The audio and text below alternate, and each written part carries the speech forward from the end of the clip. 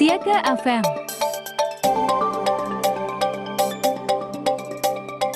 Assalamualaikum warahmatullahi wabarakatuh. Waalaikumsalam. Pada kesempatan ini kita sedang bersama dengan Budi Sufriyadi dan Azma Ulia. Beliau-beliau ini adalah Ketua dan Wakil Sekretaris Gugus Madrasah Siaga Bencana Kota Padang Panjang. Di perbincangan saat ini kita akan berbincang seputar persiapan-persiapan untuk pengukuhan gugus Madrasah Siaga Bencana di Kota Padang Panjang, sebuah program kelompok sadar bencana di tingkat madrasah yang sebelumnya sudah melalui tahapan Diksar komunikasi radio 2 arah Madrasah Siaga Bencana.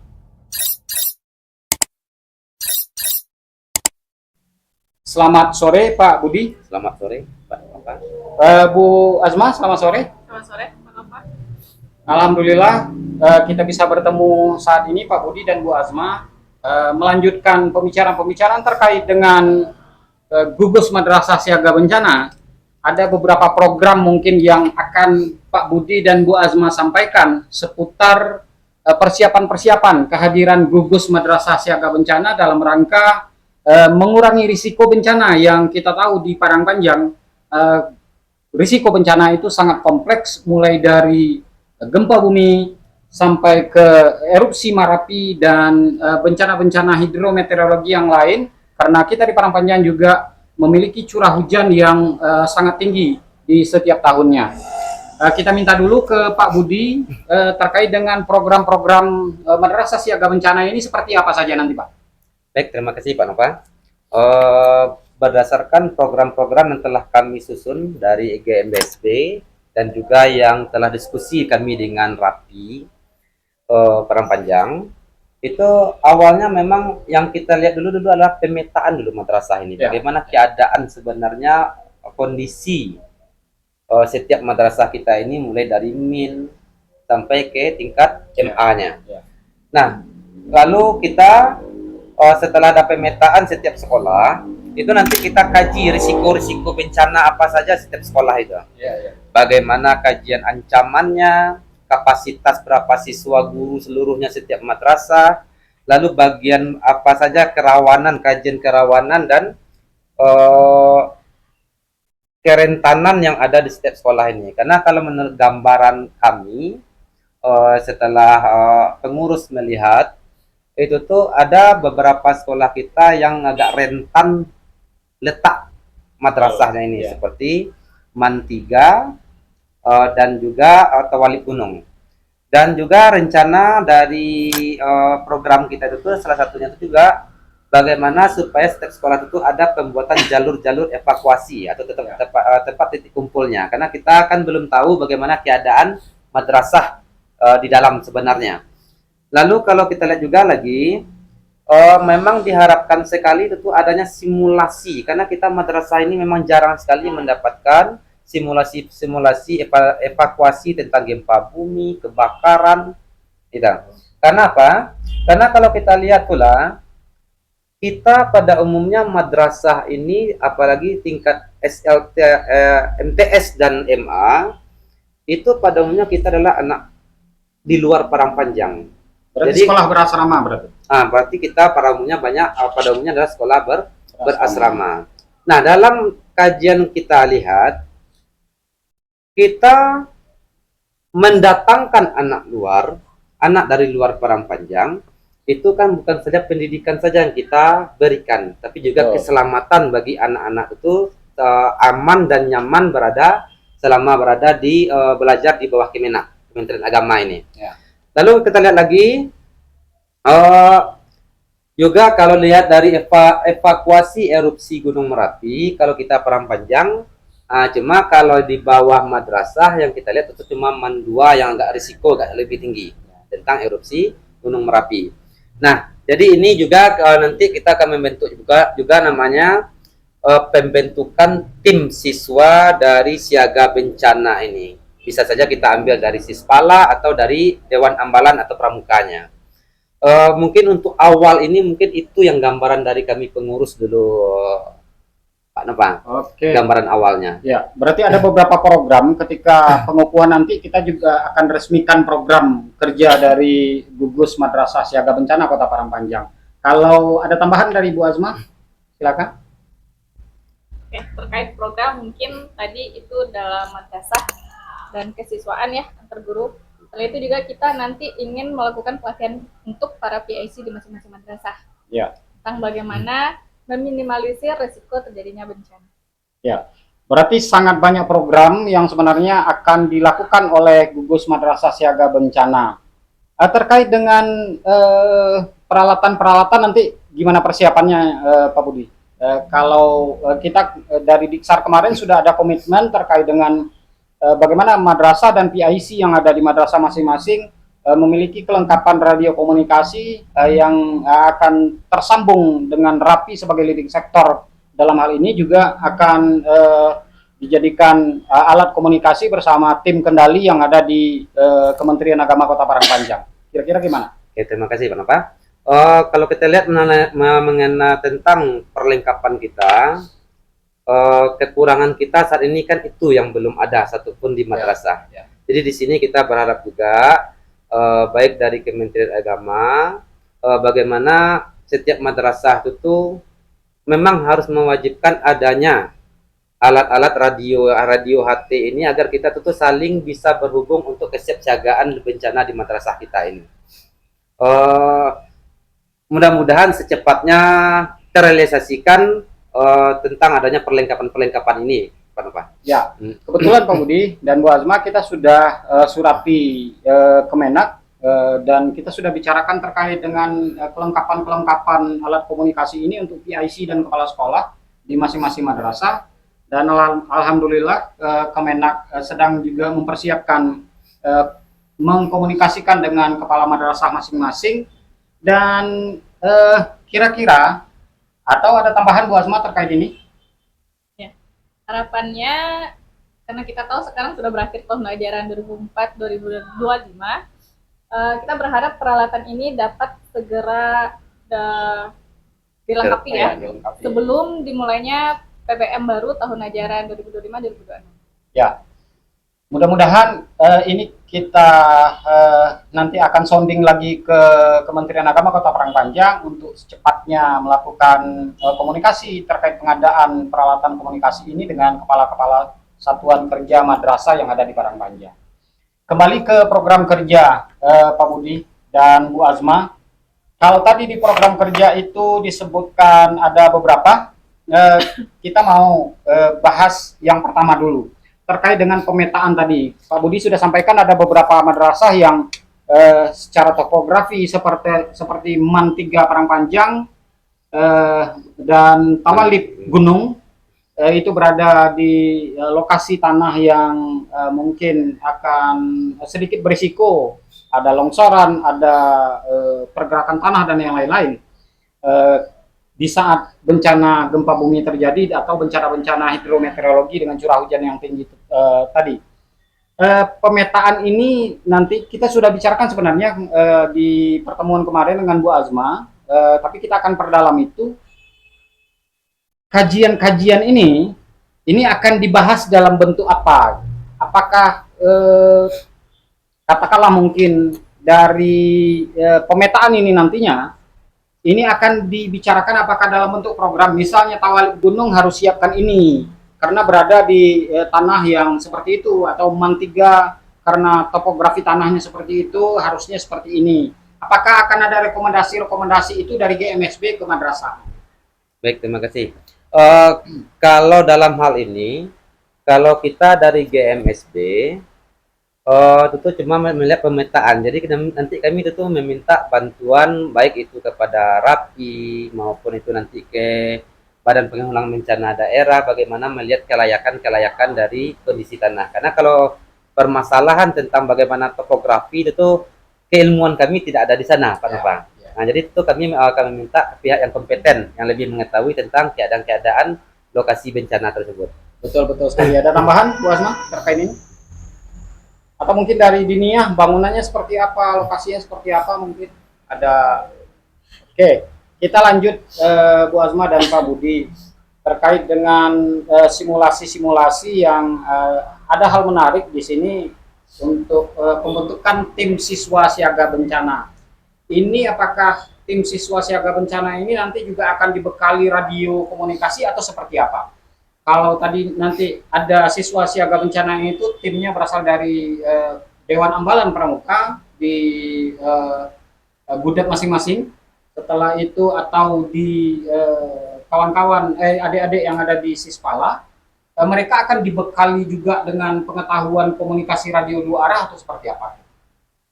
Kalau sebagusnya memang iya.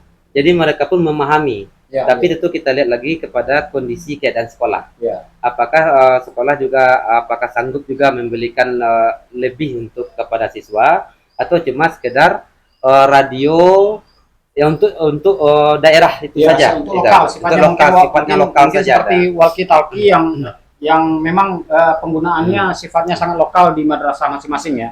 Pada umumnya Pak Nopang, itu pada umumnya kalau Pramuka atau Dewan Ambalan itu mempunyai radio itu pada itu umumnya itu. Ya. Berarti bisa dimanfaatkan kita sinergikan dengan perangkat radio yang ada di PIC madrasah dan kepala madrasah. Ada tambahan Bu Azma? Cukup ya. Nah, terkait dengan pelatihan-pelatihan PIC, Pak Budi dan Bu Azma, pelatihan PIC kalau kemarin kita bincang-bincang dengan Bu Azma terkait dengan pelatihan PIC ini banyak pengayaan dan penguatan-penguatan di masing-masing PIC madrasah yang sebenarnya kita butuhkan. Contoh, salah satu kegiatan itu adalah bagaimana PIC madrasah punya kemampuan, walaupun di madrasah mungkin ada unit kesehatan madrasah atau unit kesehatan sekolah UKS, kita maunya PIC madrasah ini betul-betul punya kemampuan, katakanlah mungkin di tingkat dasar, di tingkat awal, di tingkat pertama, kemampuan untuk menangani korban-korban bencana bila terjadi. Katakanlah mungkin gempa bumi seperti apa terjadi dan ada korban dari siswa yang patah tulang terbuka atau patah tulang tertutup atau ada yang sesak napas segala macam. Nah, apakah nanti pelatihan-pelatihan itu akan sampai di sana para PIC ini? Kalau harapan kami dari pengurus itu iya Pak Nopang, Iya. sampai ke sana. Karena memang ilmu itu juga akan dibawa anak nanti bukan saja di sekolah. Ya. Tamat mereka dari sekolah, dari madrasah masing-masing di Panjang ini, Ya. mereka juga bisa menerapkan di masyarakat nantinya. Ya. Itulah ilmu yang akan dibawanya.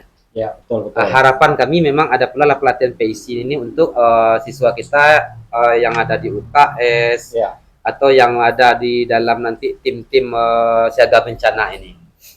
Tambahan Bu Azma? Kalau pelatihan menurut saya mungkin tidak hanya di organisasi ya,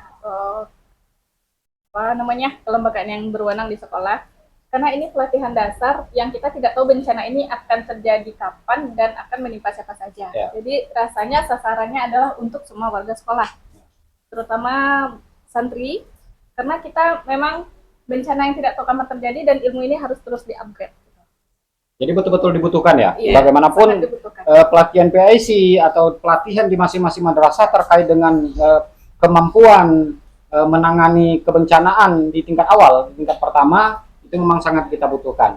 Rapi dalam hal ini, Bu Azma dan Pak Budi, yang menginisiasi kegiatan ini bersama Kementerian Agama Kota Parangpanjang, memang sudah punya target, sudah punya program untuk pelatihan-pelatihan yang sejenis.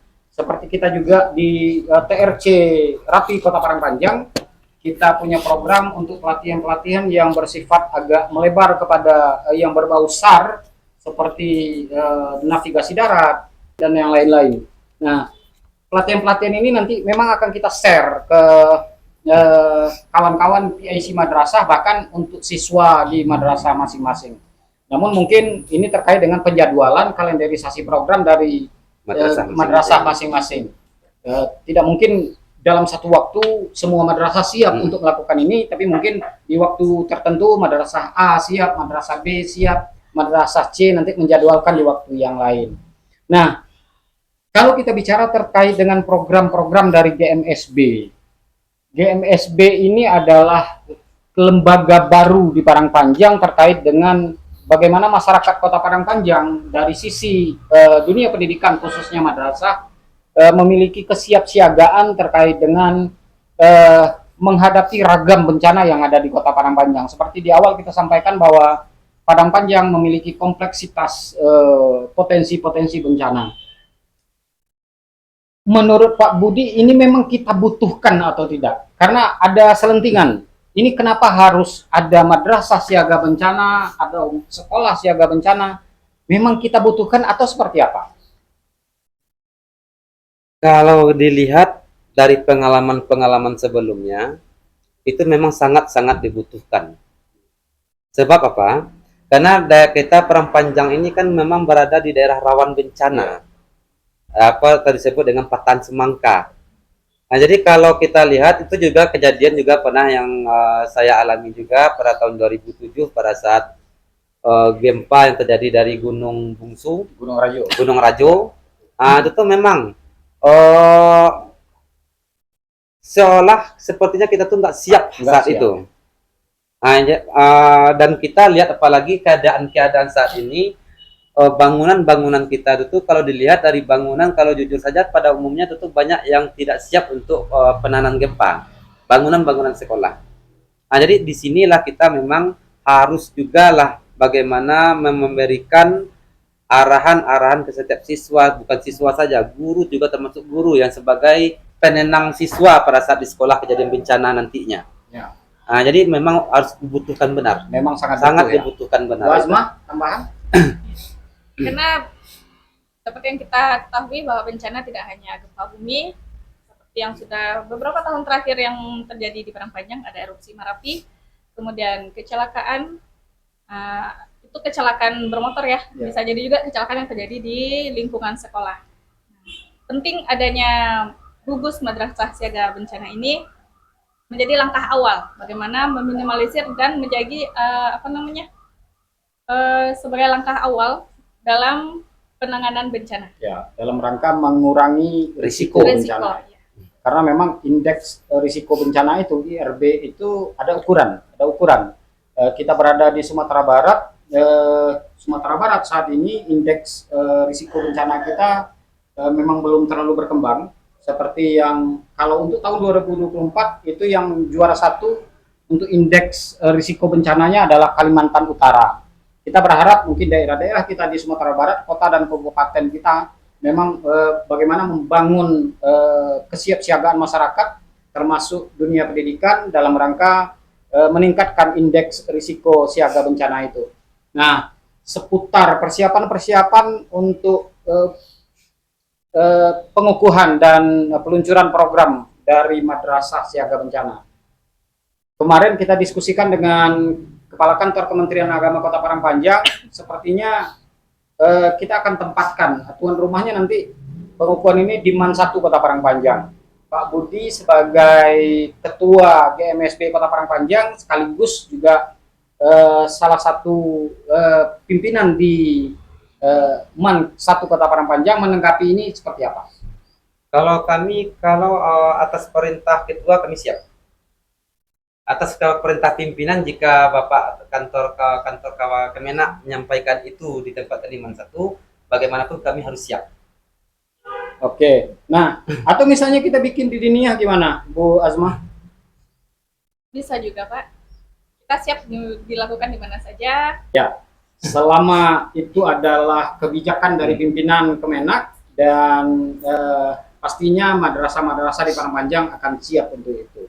Dan kami dari RAPI juga akan selalu mendukung, akan membackup kegiatan persiapan sampai pengukuhan itu. Bahkan kita akan tetap mendampingi rekan-rekan dari gugus madrasah siaga bencana sampai kapanpun.